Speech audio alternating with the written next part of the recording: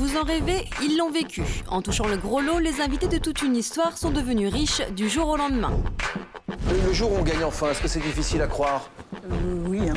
Ça donne quelques insomnies, oui, sur le coup. Ça change la vie quand même? Oui, bah oui. Oui, ça représente 10 ans de salaire à mon niveau. Ah ouais. Vous avez décidé d'arrêter de bosser?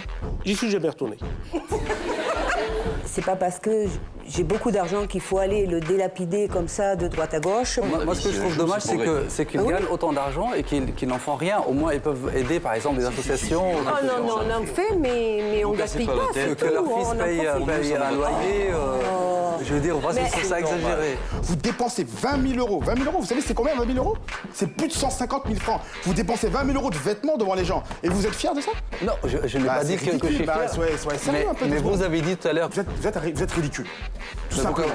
Et tout le monde sait, vous êtes une bête de foire. Vous êtes là, vous faites pas l'argent, vous sortez de l'argent.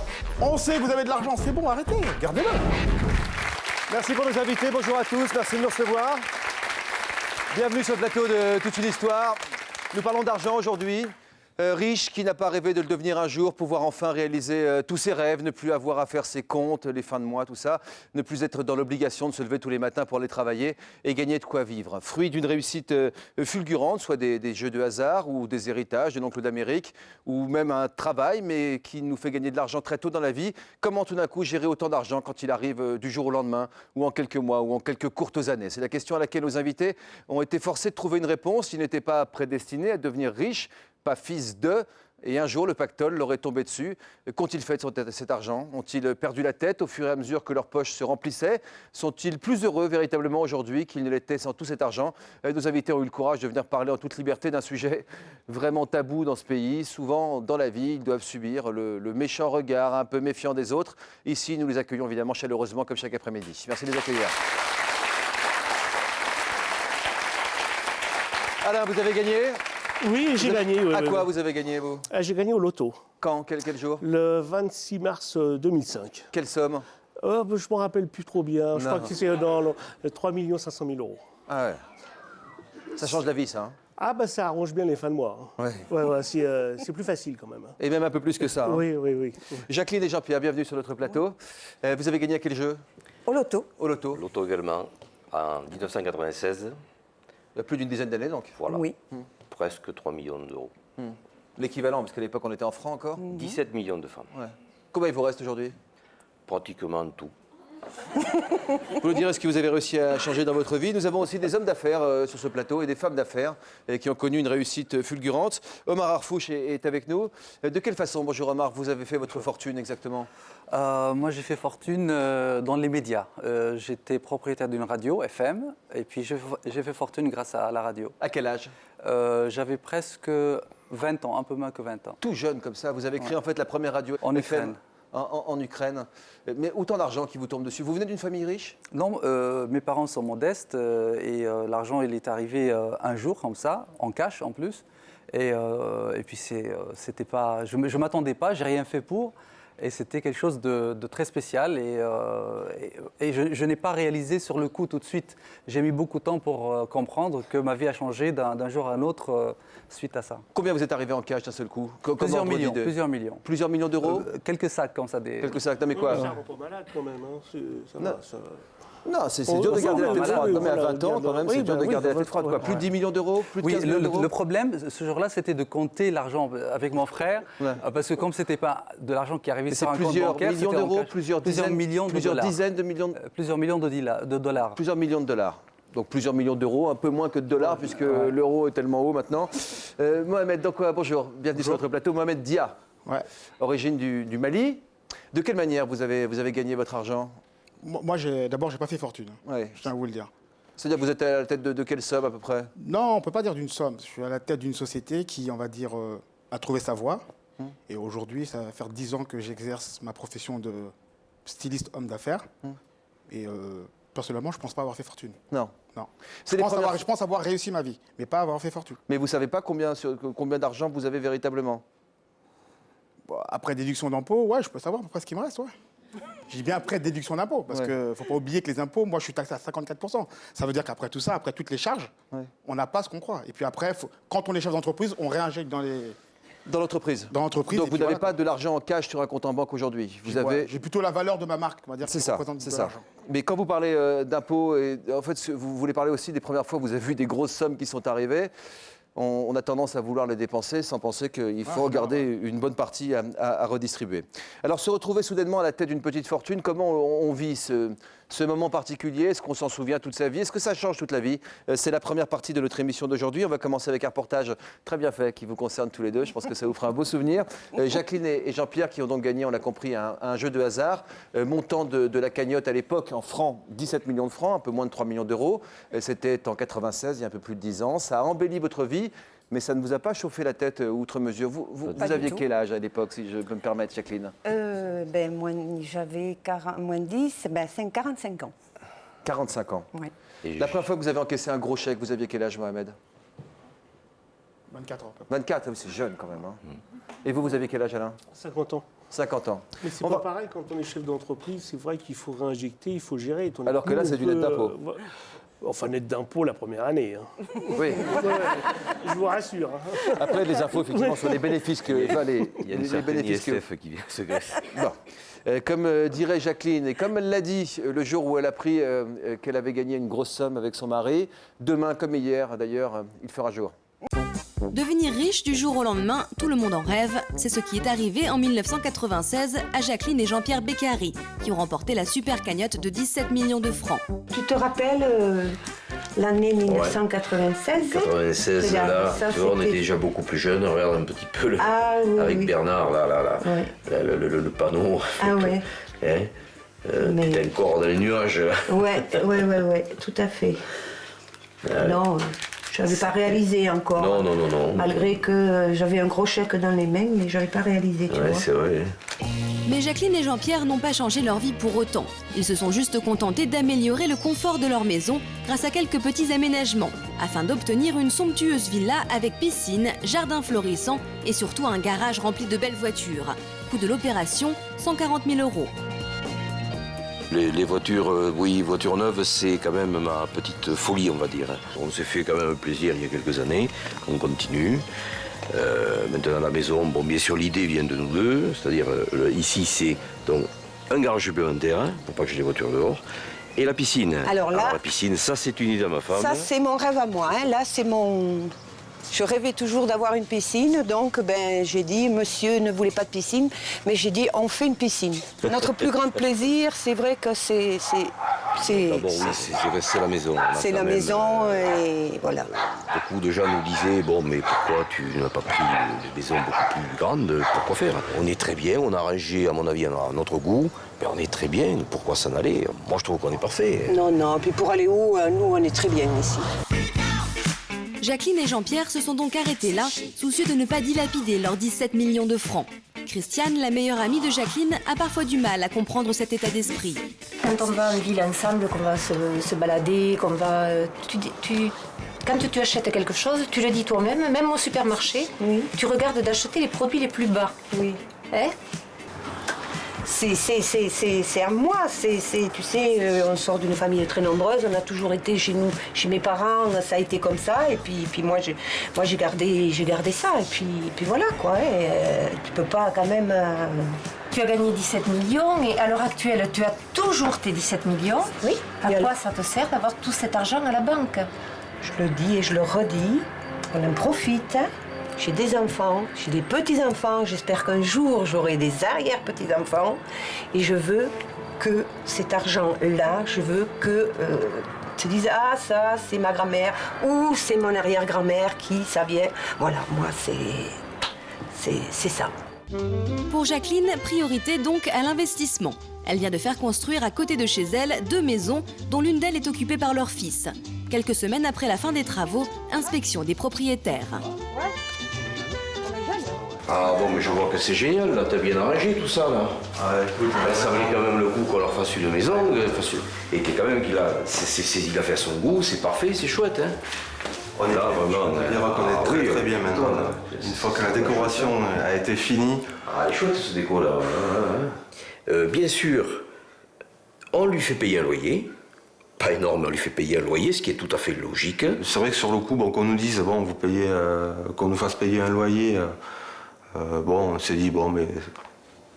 Bon, ils ont de l'argent, bon, mais écoutez, c'est pas, sur le coup, c'est pas très normal, mais de suite, la valeur... Non, l'éducation, la valeur de l'argent a pris le dessus, et ça, c'est clair que c'est tout à fait normal. C'est tout à fait normal qu'on paye un loyer.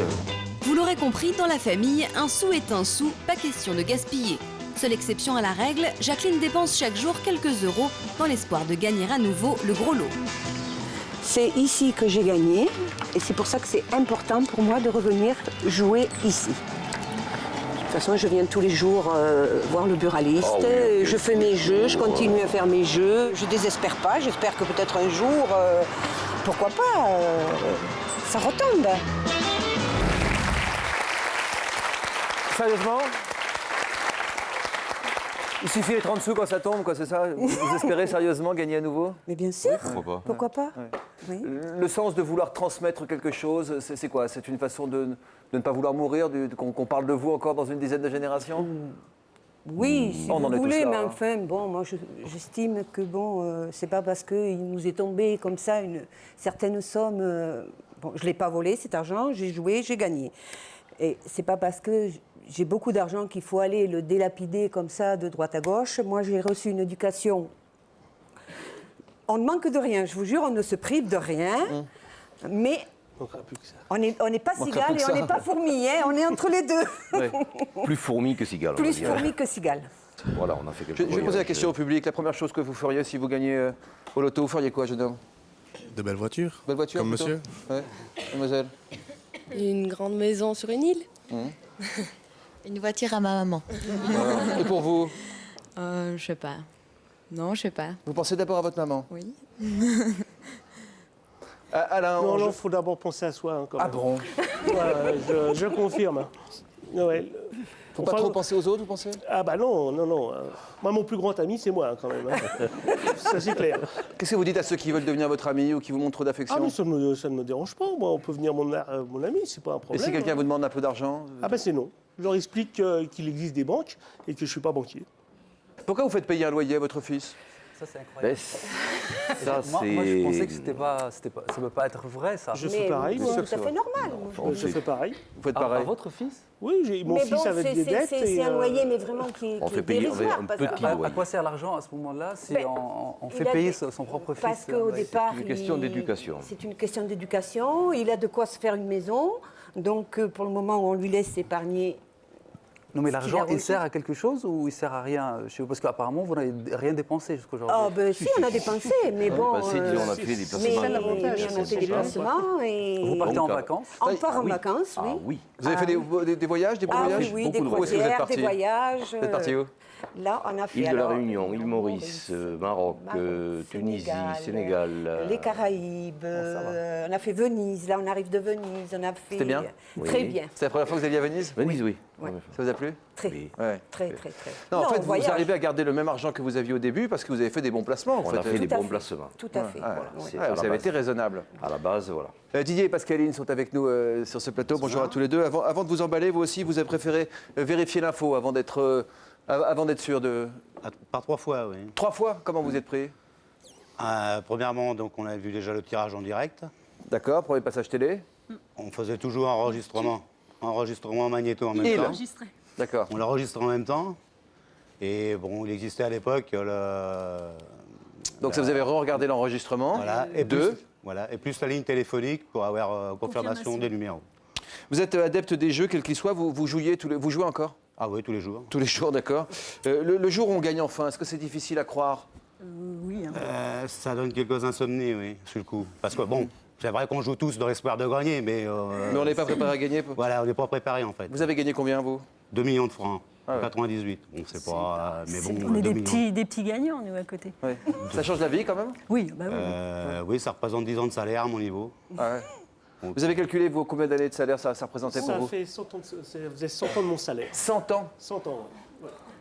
Et comme je ne vais pas vivre 100 ans, j'ai arrêté de travailler. Ouais. Enfin, à moins que. Ouais. Qu'est-ce que vous faisiez comme boulot? J'étais agent de maîtrise Air France. Comment vous avez décidé d'arrêter de bosser? J'y suis jamais retourné. Oui, sans problème. Sans problème. On est bien chez soi. Hein. C'est comme dans la pub, quoi. C'est comme merci, dans la pub. patron. J'ai pas fait merci patron parce que je n'y suis pas retourné, mais non, c'est très bien. J'allais pas je voulais pas retourner travailler, quoi, pour gagner 3 francs 6 sous. Enfin, quoi que j'avais quand même à mon salaire. Et puis il faut passer à autre chose. Il faut savoir évoluer. 100 ans de salaire, c'est incroyable. Ça n'a jamais fait partie vraiment de vos rêves, puisque c'est presque de manière hasardeuse que vous avez joué. Vous aviez de la monnaie dans votre poche. Voilà, c'est ça. Vous avez joué combien? J'ai joué 4,80 €. Quand vous avez appris combien vous aviez gagné après avoir passé des coups de fil, etc., comment vous avez réagi? Très bien. Très très bien. Ça a été facile pour vous? Sans souci. Hein. Et vous êtes dit, j'arrête de bosser? Première réaction, oui. Première réaction, j'ai fait le calcul vite fait dans la voiture, là. Je suis devenu un peu fou, là. J'ai klaxonné des poules qui traversaient parce que j'habitais à la campagne, mais bon... Vous avez appelé votre femme? Je ne suis pas marié. J'étais marié 2 fois, j'ai 3 enfants, mais elle était partie avant. Elle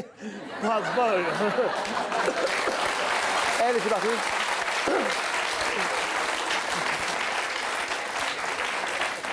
Vous faisiez quoi comme boulot à l'époque, vous, madame? Moi, j'étais serveuse. Serveuse? Oui. Vous avez démissionné du jour au lendemain aussi? Non, j'ai fini l'année quand même. J'ai gagné en septembre et j'ai travaillé jusqu'en fin décembre. Pourquoi?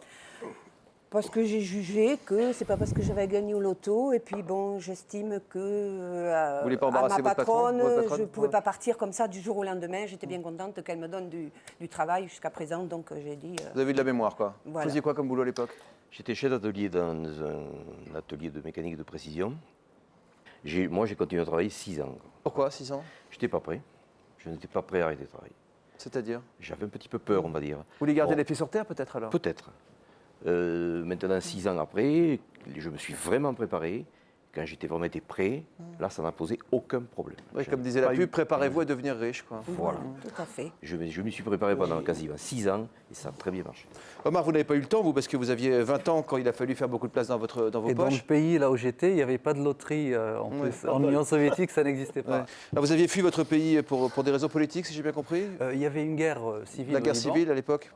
Vous étiez très jeune, vous aviez à peine 18 ans. 17 ans. Vous étiez pianiste. Ouais. Vous êtes parti sans bagage, c'est la belle histoire, hein, avec 150 $ en poche. Vous avez créé donc en Ukraine la première radio FM à l'époque, et qui vous a permis de faire fortune, ensuite une agence de presse. À quel âge vous aviez réussi à avoir cet argent que vous avez toujours aujourd'hui? Presque à 20 ans. À 20 ans. J'ai eu plusieurs millions, mais beaucoup plus que mes amis. Vous ne pouvez pas dire voisins. combien à peu près? Quelques dizaines de millions. Oui, quand même. Ouais. Et donc, mais il je n'ai reste pas. plus Mais ou il en reste encore? non, j'en ai encore. bon. J'en ai encore gagné plus après, heureusement. Bon, je peux pas ne pas travailler, et puis je peux pas ne pas dépenser de l'argent non plus. Parfois. Ça faisait partie de vos rêves de devenir riche? Non, je suis devenu riche par accident. Je voulais pas. Bah quand même, vous avez ouvert une radio, vous avez travaillé. Mais c'était une opportunité. La bande FM n'existait pas là-bas. J'étais le premier à savoir qu'en Europe, ça existe, la bande FM. J'ai privatisé la bande FM. Les Américains arrivent en Ukraine. Ils veulent que l'Ukraine se sépare de la Russie. Donc, ils investissent beaucoup d'argent dans les médias. C'est là où ils m'emmènent de l'argent pour acheter des fréquences. Donc, la bonne idée au bon moment, quoi. Voilà. Et après, ça a été tout... En fait, c'est plus que ça. C'est que comme je connais la France, je vais souvent en France, je sais ce qui se passe en France. Il y a une longueur d'avance de 10 ans, par exemple, par rapport à l'Ukraine. J'emmène des idées et je sais que ça va marcher un jour. Mohamed, vous venez d'une famille qui vraiment était une famille pas aisée, c'est le moins qu'on puisse dire, originaire du Mali. Vous avez dû même être séparé de vos parents parce qu'à un moment, vos parents n'y arrivaient plus quand ils se sont séparés, si j'ai bien compris. Ensuite, vous avez pu, après la DAS, rejoindre votre maman avec plusieurs frères et sœurs. Vous avez connu une vie difficile. Quand l'argent est arrivé pour la première fois, le premier gros chèque de 200 000 € qui vous est arrivé, qu'est-ce que vous vous êtes dit? C'était pas 200 000 €. Ah bon? 200 000 francs, c'était. Ah, 200 000 francs, Ouais, excusez-moi. Parce qu'à l'époque, c'était les francs. Pardonnez-moi. Ah oui, c'était en quelle année ça? 24, là, j'ai 33 ans. Oui. 24 ans, et c'était en 24 ans, donc c'était encore des francs à l'époque. Ouais. Comment vous avez encaissé la nouvelle? Quand on n'est pas préparé à gagner autant? Bah, quand on n'est pas préparé, on pense que c'est notre argent. Donc on le dépense et jusqu'à ce qu'il ne reste plus rien, tout simplement. Lorsqu'on n'a pas l'habitude d'avoir autant d'argent, est-ce que c'est possible finalement de garder la tête froide? C'est la question qu'on pose. Lorsqu'on a soudain la possibilité de se payer tout ce dont on a rêvé, est-ce que l'argent se met à nous brûler les doigts? Comment rester zen face à de telles sommes? C'est la deuxième partie de notre émission qu'on voit avec Mohamed maintenant. Vos premières dépenses, vos premiers coups de folie, c'était quoi? Bah, j'ai pas eu de première coup de folie parce que la première argent que j'ai dépensé, c'était pour ma mère. Donc je lui ai payé ce qui pour moi, lui manquait. C'est-à-dire? On va dire, on peut appeler ça des accessoires de luxe. Quel genre? Sac à main, bijoux, montres. Pour moi, ma première fierté, c'était de mettre ma mère dans les mêmes conditions que les femmes que je voyais à la télévision, qui la faisaient rêver, qui me faisaient rêver. Moi. Qu'est-ce que vous ressentiez de pouvoir dépenser de l'argent comme ça quand on a connu une vie qui est vraiment pas facile quand on est plus jeune? Je dirais que je l'ai ressenti dans une journée. C'était c'était le jour où je suis parti récupérer ma carte de crédit, que je suis parti faire des dépenses. Ça on s'est a un fait dans la sentiment foulée, de liberté, quoi. on se dit, voilà, on peut faire ce qu'on veut, on peut acheter ce qu'on veut. Voilà. Donc après, avec Une le certaine temps- fierté, vous disiez aussi, vis-à-vis de votre mère, par Oui, exemple? on est fier. Non, on est ouais, vis-à-vis de la mère, on est fier, et même vis-à-vis des vendeurs. Quand on va acheter, quand on passe à l'acte, c'est marrant, quoi, parce que quand on rentre dans le magasin, certaines personnes pensent que vous venez, vous prenez la caisse ou vous désolez. Non, mais c'est vrai. Et ça, c'est une bonne revanche. Voilà, ça, c'est vraiment Ouais, ce qu'on voit dans le regard de c'est le celui côté que j'ai le plus apprécié. Ouais. Voilà. Tout le monde n'a pas ce regard-là, heureusement, en face de soi. Non, hein. heureusement. Ouais. heureusement. Mais c'est vrai que ça arrive aussi. L'euphorie, quelques dépenses, et puis assez vite, vous avez donc réalisé que cet argent ne vous appartenait pas entièrement. Voilà. Il fallait donc payer cette part d'impôt importante, les charges, rembourser aussi des emprunts qui étaient liés à votre lancement d'entrepreneur. C'est un ensemble, on va dire. C'est un ensemble. Est-ce que ça aurait pu mal tourner pour vous, Mohamed? Non, je pense pas, parce que j'étais quand même, la chance que j'avais, c'est que j'étais quand même bien entouré. J'étais entouré de personnes qui étaient avec moi depuis le début. Et j'ai toujours un cercle d'amis qui étaient toujours autour de moi. Et qui vous ont alerté? Qui m'ont pas alerté, mais qui m'ont dit, bon, la première... C'est normal ce que tu fais, c'est humain. C'est humain, le premier chèque, la première fois que tu touches de l'argent, c'est normal de le dépenser. Bon, à l'avenir, il faut après se remettre dans les rangs. Ce que j'ai fait. Devenir riche presque du jour au lendemain, ce changement de statut, c'est pas aussi simple qu'on l'imagine. Pour certains, il est même très difficile de garder la tête froide et de ne pas péter les plombs. Regardez ce reportage. Riche du jour au lendemain, oui, ça me fait rêver. Alors, si je gagnais beaucoup d'argent, je pense que je plaquerais tout. Je règle mes dettes de jeu. J'ai acheté un très bel appartement à Boulogne avec une piscine en terrasse. J'achète une île et puis je pars faire le tour du monde. Et j'achète mes profs pour qu'ils me donnent tous mes diplômes. Je pense que j'aurais une vie vraiment, une vie de rêve. On a tous un jour ou l'autre rêvé à ce qu'on ferait si on devenait très riche très vite. Mais savons-nous vraiment comment nous réagirions face à l'arrivée de millions d'euros sur notre compte en banque? Pas si sûr. Gagner beaucoup d'argent d'un coup, pour aussi étonnant que ça puisse paraître, c'est quand même stressant. Comme tous les grands tremblements de terre, ça nous met face à des situations qu'on n'a jamais rencontrées, qu'on ne sait pas affronter correctement. Quand une véritable fortune vous tombe littéralement dessus, il n'est pas évident de garder son sang-froid. Ce couple en a fait les frais lorsqu'en 1999, il gagne près de 10 millions de francs à la loterie nationale. C'est bien connu, l'argent ne fait pas forcément le bonheur, même s'il y contribue, disent certains. En effet, tout s'est gâté par la suite pour ce couple qui habite à Mosbach, en Lorraine. Le gagnant a quitté la gagnante en essayant d'emporter le magot. Si j'avais à refaire, je ne jouerais plus. Car j'étais bien plus heureuse avant. Et aujourd'hui, je suis malheureuse.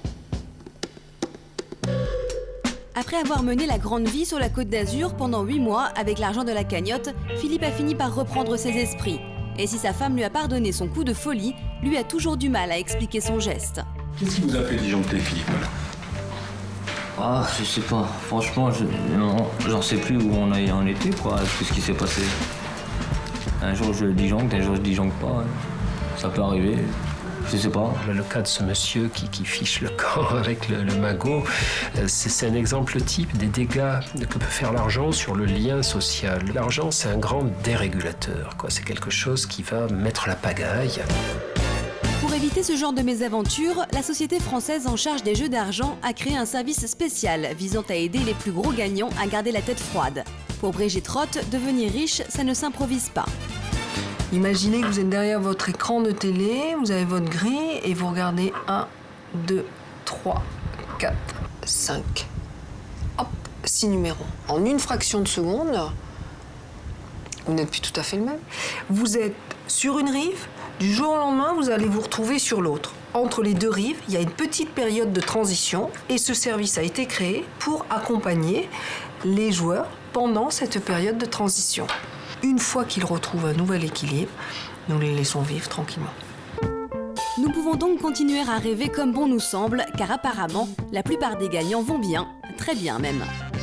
Voilà, là on a des gagnants qui sont à Montréal, des gagnants qui sont partis s'installer là-bas. Alors que nous disent-ils? Rien, c'est un petit coucou amical. Ils nous disent, voilà, je suis parti, je suis heureux, tout va bien, je prends le temps de vivre, je suis plus stressé, je vais au soleil, je découvre le ski nautique, on s'occupe de moi, je suis en thalassothérapie.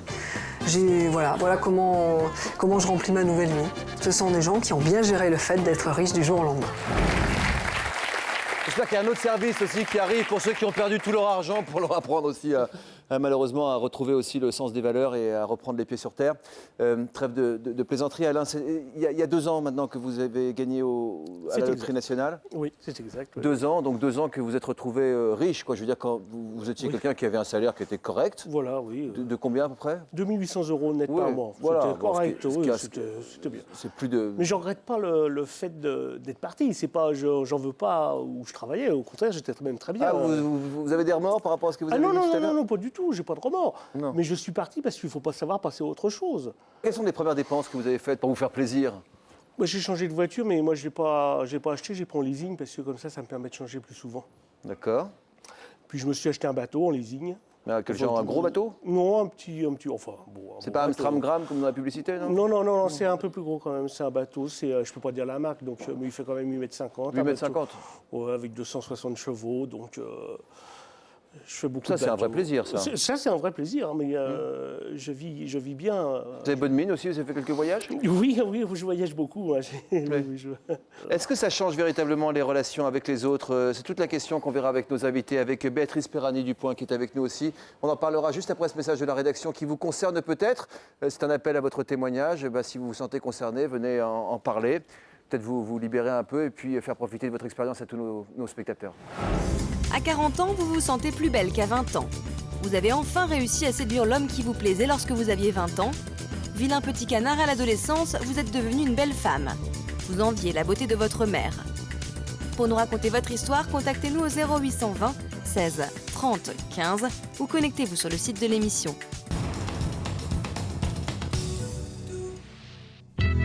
Prochainement, les invités de Toute une histoire nous raconteront quelles astuces ils ont trouvées pour sauver leur couple. Alors que son mariage était au bord de la rupture, Franck a pris l'initiative de couper la maison familiale en 2. Tu as décidé d'installer la porte. Ça a créé un électrochoc. Ça a été terrible. C'était fait exprès. Parce que je voulais sauver mon couple alors. Ça a bouleversé la famille. Ça l'a cassé en 2. Il fallait que ça se passe pour qu'ils prennent conscience qu'ils s'aimaient beaucoup et tout ça. Donc maintenant, c'est génial. Stéphane préfère prévenir que guérir. Il a choisi de vivre seul et n'accorde que 3 nuits par semaine à la femme de sa vie. Moi, dans la vie à 2, en fait, ce qui me rebute un peu, c'est d'avoir des comptes à rendre. C'est une vie de célibataire qui mène, puisqu'il se retrouve seul. De temps en temps, je me dis, c'est pas ça la vie de couple. Je vois que ça marche jusqu'à présent, donc bon, je continuerai jusqu'à ce qu'il y ait un ultimatum, peut-être.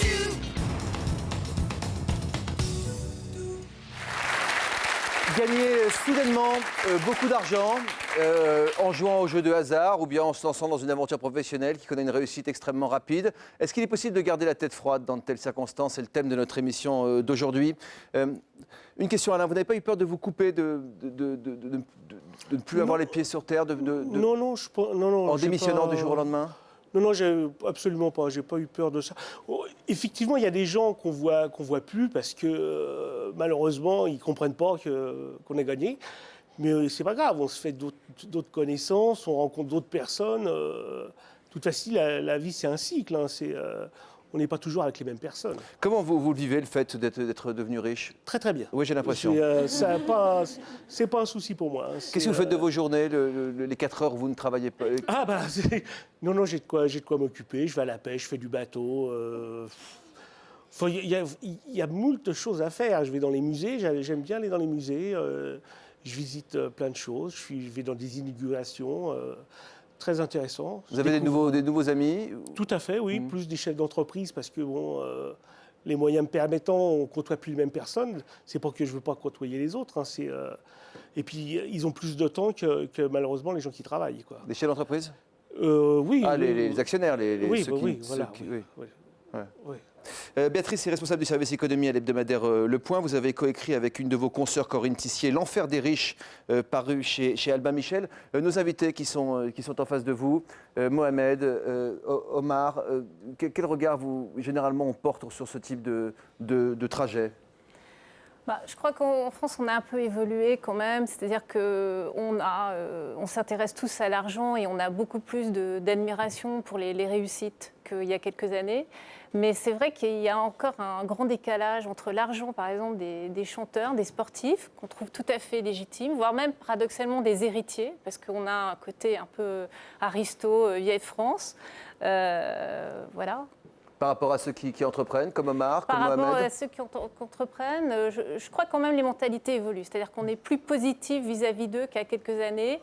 Mais on se dit, ils sont jeunes, donc tout cet argent qu'ils gagnent si vite, est-ce que c'est normal? On est quand même encore, je suis un peu l'exemple suspicieux. vivant de celui qu'on suspecte 24 heures sur 24. Moi, j'ai eu droit à toutes les suspicions Vous êtes un provocateur possible. aussi, Omar. Vous, un peu. Non, mais peut-être aussi. Non, mais les gens en France, de toute façon, la plupart des gens, ils pensent qu'on ne peut pas devenir riche. C'est pas possible de devenir riche. On peut gagner au loto, mais on ne peut pas devenir. Ouais. Oui, on peut pas devenir Mohamed, riche. vous en avez souffert directement, vous, je veux dire, au moment où vous vous lanciez comme entrepreneur. Racontez-nous ce qui vous est arrivé quand même. Il m'est arrivé beaucoup de choses. Dans les coups de fusil. Ah oui, d'accord. Ouais. Oui. Le problème, c'est que j'ai exercé mon métier de chef d'entreprise. De chef d'entreprise, et je résidais toujours en banlieue, plus précisément à Sarcelles. Que nous saluons. Et je suivais mon évolution, je faisais le magazine en magazine, je faisais mes collections, on parlait de moi par-ci par-là.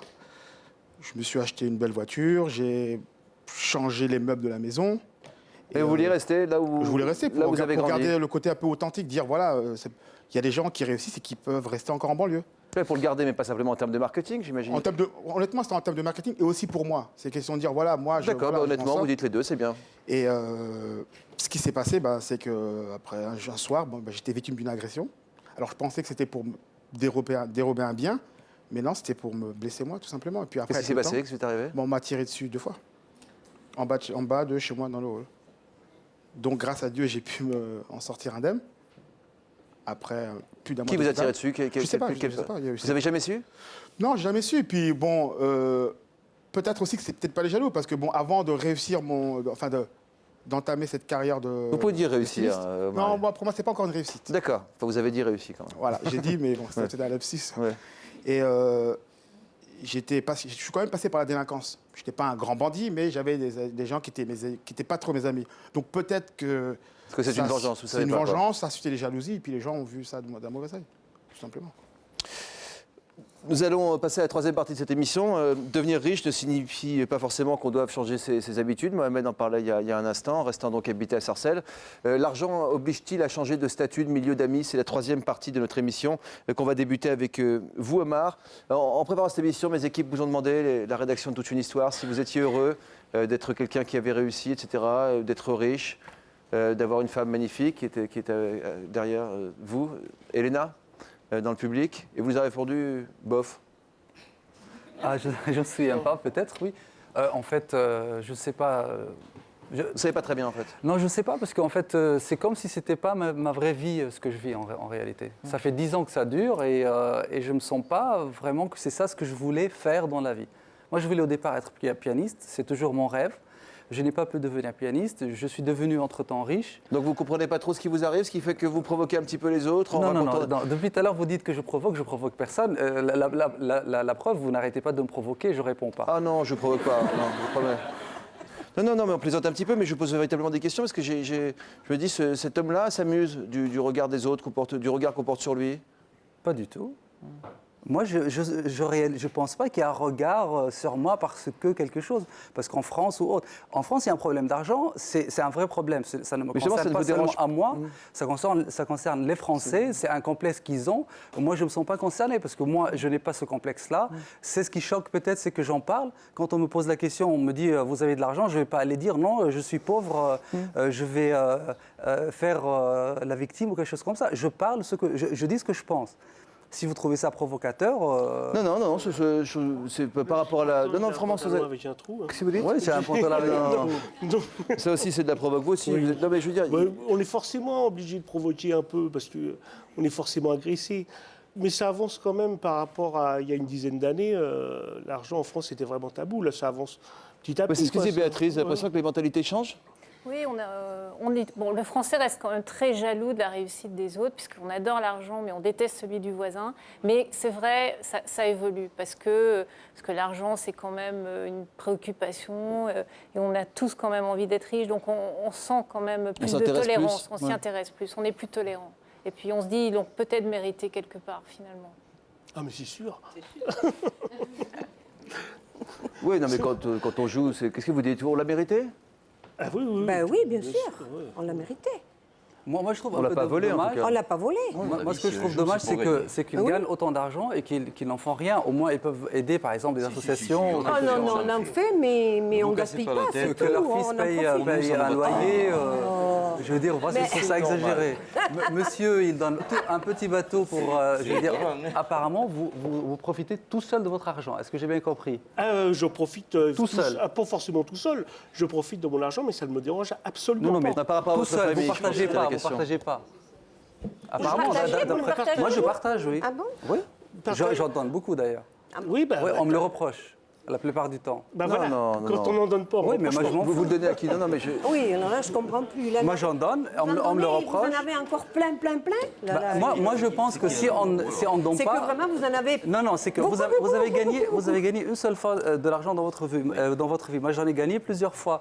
Et c'est parce que j'en donne que j'en gagne, je pense. Si on ne donne pas, on ne reçoit rien. Vous avez donné... Qu'est-ce que vous avez fait avec votre fils quand il a eu besoin d'argent? Je lui ai payé ses dettes et je lui ai fait un crédit. Parce que... Mais c'est une question de principe? C'est une question de principe. Je ne vais pas donner de l'argent pour rembourser des dettes. Sinon, c'est la porte ouverte à n'importe quoi. Il a raison, parce que sinon, c'est un cercle continu. Bon. Par contre, s'il fait un projet immobilier, je l'aiderai, mais pour quelque chose de concret. Pas pour rembourser des dettes. Il y a des gens qui viennent vers vous pour vous dites je ne donne d'argent à personne, vous avez dit en préparant cette émission. Quand on vient vers vous, c'est arrivé? Oui, c'est arrivé, oui. Je leur explique qu'au coin des rues, il y a des petits organismes où ça commence par un B et derrière, il y a Anc. Ça s'appelle banque, en fin de compte. Ils y vont et puis il n'y a pas de problème, quoi. Si ils ont besoin de rien, ils me demandent. Mais la question de Mars, c'est au risque de vous isoler de votre famille ou vous étiez déjà éloigné de votre famille? Non, moi je ne me sens pas du tout isolé du tout de ma famille. Moi j'ai un concept de la vie banal. Les gens ils veulent me parler, ils me parlent. Ils ne veulent pas me parler, ils ne me parlent pas. J'oblige personne à me parler.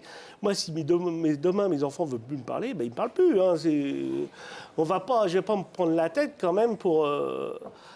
ça me contrariera bien sûr, mais... Faut pas se prendre la tête. Vous arrivez à profiter de la vie? Bien sûr, oui. Sans problème.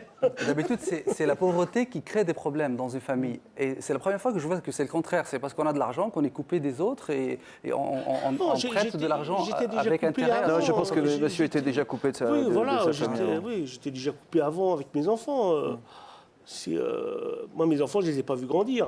Ah oui, donc ça, c'est un sujet sensible, hein, qui tout le monde est un peu à fleur de peau. La question qu'on pose aujourd'hui, c'est devenir riche, comment garder la tête froide. En tout cas, Omar nous a ouvert ses portes. Alors, peut-être que j'ai parlé à tort de provocation, mais en tout cas, c'est tellement rare. Et je vous en remercie. On va regarder ce reportage. Votre fortune vous a permis, si j'ai bien compris, de ne pas trop avoir à vous soucier du lendemain, en tout cas. Matériellement, vous êtes... Ça va. Ça va. Grâce à elle, vous avez pu approcher des gens extrêmement célèbres. Vous aussi, Mohamed? Oui, bien sûr. Vous réagirez après ce reportage qui concerne Omar Harfouch. Omar est beau, Omar est cultivé et surtout, Omar est millionnaire. Pourtant, lorsqu'à 20 ans à peine il quitte le Liban, c'est sans un sou en poche. Quelques années plus tard, Omar a fait fortune. Il côtoie les plus grands, écume les océans sur son yacht. Aujourd'hui, Omar nous accueille dans son pied-à-terre parisien. Voilà, on est dans ma chambre. Bon, bien sûr qu'il y a un peu de baserie 18e siècle, ça fait un style que j'ai voulu mélanger avec un peu d'oriental. Je voulais vous montrer peut-être cette affiche qui a l'air de rien. Et ça, je l'ai acheté dans une vente aux enchères qui a été faite ici à Paris. C'est parti pour 120 000 à peu près, l'affiche. 120 000 €. Les millions d'Omar en raviraient plus d'un. Et pourtant, à l'entendre, cette vie n'a pas que des avantages. C'est vrai que quand on a de l'argent, on s'ennuie. Les inconvénients quand on est riche, c'est qu'on se retrouve seul, on n'a pas d'amis. Et je ne suis pas très gai, parfois, parce que je suis coupé du monde. Pour tromper l'ennui, Omar cherche à occuper son temps. Aujourd'hui, il a choisi de commencer sa journée par une séance de shopping en compagnie d'Elena, sa fiancée. 4 fois par an, Je viens ici, donc avec Elena, on prend pratiquement tout ce qui nous plaît de la collection. La plupart du temps, c'est pratiquement tout, parce que ici, ils font que de très belles choses. Ça, c'est ma taille. Oui, 48. Ça, c'est encore. C'est comme un rêve. Je t'aime. Une journée comme ça fait plaisir toujours à Elena, ça remonte le moral. Une montagne de vêtements.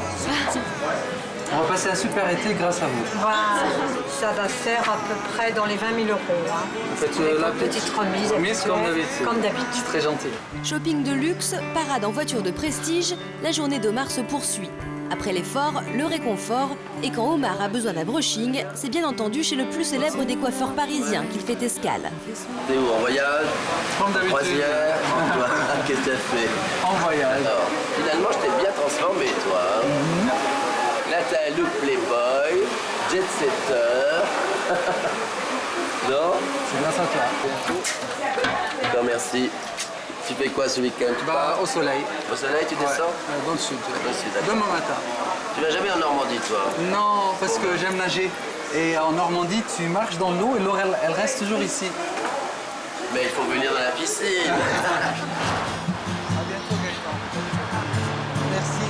Mais Omar ne côtoie pas que des gens riches. À défaut d'être fortunés, ses amies Sonia Dubois et Delphine de Turckheim ont le mérite d'être connues. Elles ont beau côtoyer du très beau monde, la vie de millionnaire ne semble pas les faire rêver. Il y a à véhiculer des mondanités, des obligations, une espèce de cahier des charges. Oh, les gens, il faut dire bonjour à tout le monde. Voilà, c'est ça. Je c'est n'ai pas un naturel à dire bonjour à tout le monde aussi facilement. Je pense que je serais fatiguée de ça. Tout le monde est ton ami quand t'es riche, fatalement. Des faux amis. Bien sûr. Ils sont tous des faux amis. T'enverrais tout balader, Omar, pour redevenir une personne lambda Oui. Dans un appartement. Si demain... pendant 15 jours. Non, si demain on me dit... Si demain on me dit on t'échange ta vie contre une vie de pianiste, même un petit pianiste qui fait des tournées, etc., eh ben, je donnerai tout pour être ce pianiste-là, par exemple. Mais Omar est bien loin de la vie d'artiste bohème qui le fait rêver. Aujourd'hui, il est partagé entre le monde des affaires avec ses obligations et une vie de jet-setter remplie de mondanité. Malgré les dollars, les voyages et les paillettes, les journées d'Omar se suivent et se ressemblent. J'ai fait plein de choses peut-être qui peuvent paraître superficielles.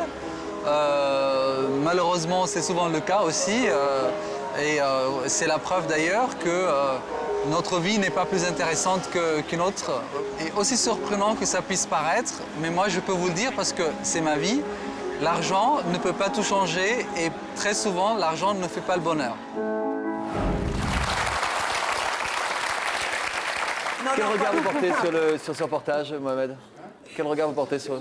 Chacun a sa manière de concevoir l'argent. Moi, personnellement, je ne me permettrais pas de le faire parce qu'aujourd'hui, moi, j'ai un regard différent. C'est que je sais que quand on fait ce genre de truc, on est regardé par toute la France. Quel genre de truc, vous voulez dire? Dépenser de l'argent, acheter des voitures, acheter des trucs. On peut le faire dans le privé, mais prendre des caméras, le faire devant les caméras, pour moi, c'est de la provocation. Ça reste que pour moi, c'est mon avis personnel. Ça reste de la provocation. Attention, la provocation, c'est pas forcément négatif, Omar. Attention, je ne le prends pas. Heureusement qu'il y a des provocateurs aussi pour changer les... On est tous conscients qu'en France, il y a des gens qui vivent avec 500 € par mois, 800 € par mois, qui n'arrivent pas à payer l'électricité, le loyer, plein de choses comme ça, et on s'amuse à acheter des vêtements. On peut le faire. Moi, ce que vous avez fait, je l'ai déjà fait. Je le fais même. Ça m'arrive de le faire. Mais je le fais dans le privé. Mais je ne me montre pas en spectacle. C'est ridicule.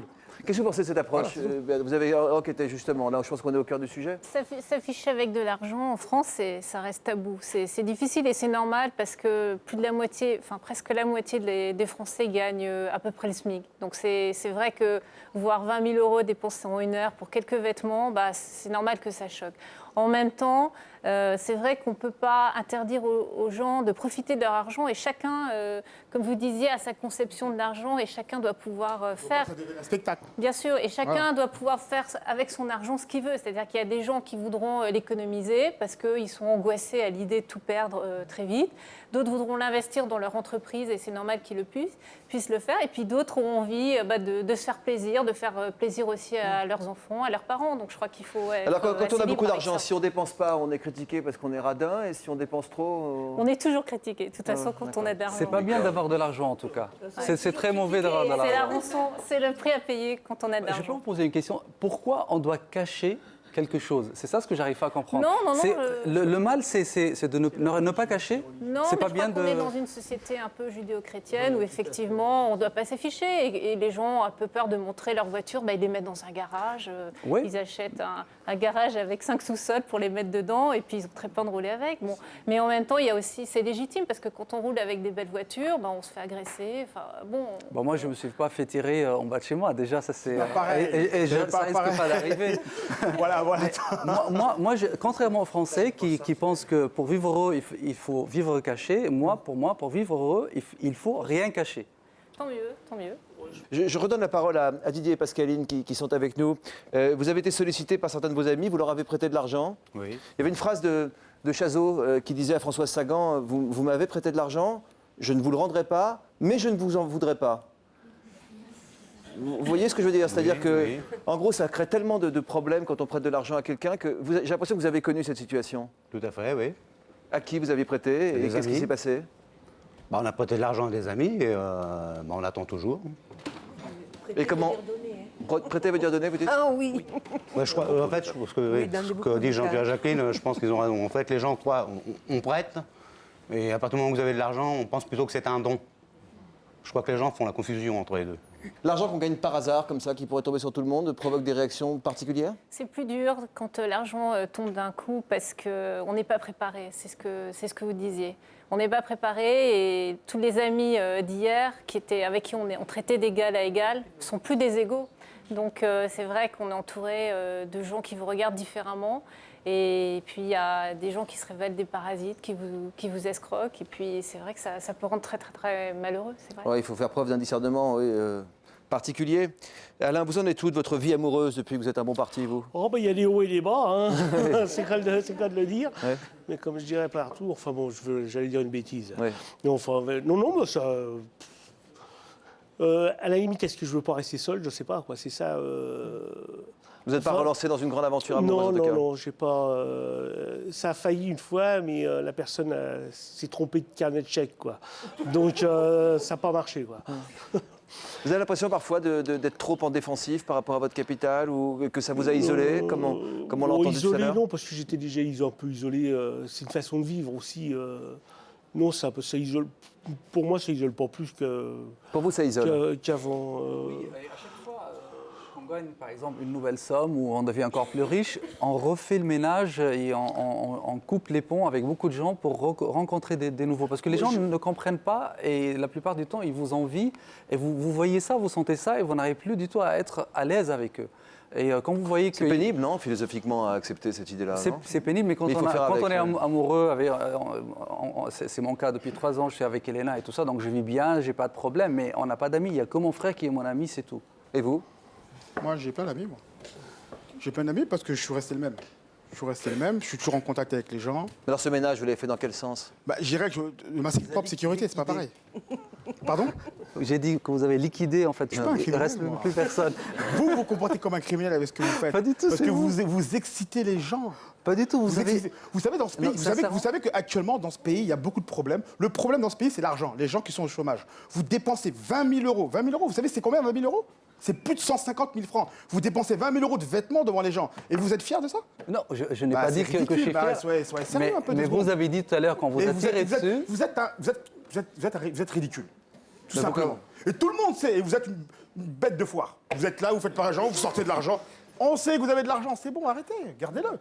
Moi, je n'ai rien à cacher. De toute façon, qu'est-ce que moi, je perds? Même le fait qu'ils disent que je suis provocateur ou ridicule ou quelque chose. Moi, je sais que je ne suis pas ridicule. De toute façon, moi, je vis riche. Non, mais vous l'avez provoqué aussi aujourd'hui. Non, pas du tout. Je trouve ça très drôle que sur un plateau de télévision, quelqu'un ait dit en descendant de chez moi, on m'a tiré 2 fois dessus, par exemple. Et ce n'est pas provocateur, et c'est tout à fait normal. Personne n'a réagi. Et c'est moi qui me mets en spectacle.